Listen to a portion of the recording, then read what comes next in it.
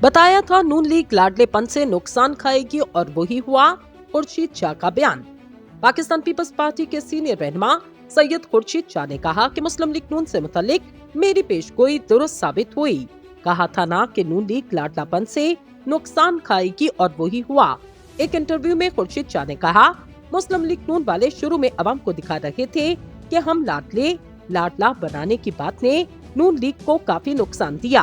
Pakistan peoples party रहनुमा ने मजीद कहा, मौजूदा हुकूमत 5 साल चलेगी, यही हमारी कोशिश होगी। कोशिश करेंगे कि वज़ीर आज़म और पार्लियामेंट दोनों अपनी मुद्दत पूरी करें। उनका कहना हुकूमत चलने का तरीकेकार होता, हमने पहले भी पार्लियामेंट की मुद्दत पूरी की। पीपल्स पार्टी बाहर बैठकर मदद करेगी तो बेहतर हुकूमत चल सकेगी।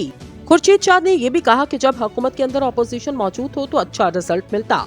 पार्लियामेंट में हम मिलकर काम करेंगे, यूँ हमारे वोट के बगैर कानून साजी नहीं होगी। इन्होंने कहा, किसी को जरूरत नहीं होगी कि 18वीं तरमीम को हाथ लगाए। जिसने ऐसा किया तो हम वोट नहीं देंगे।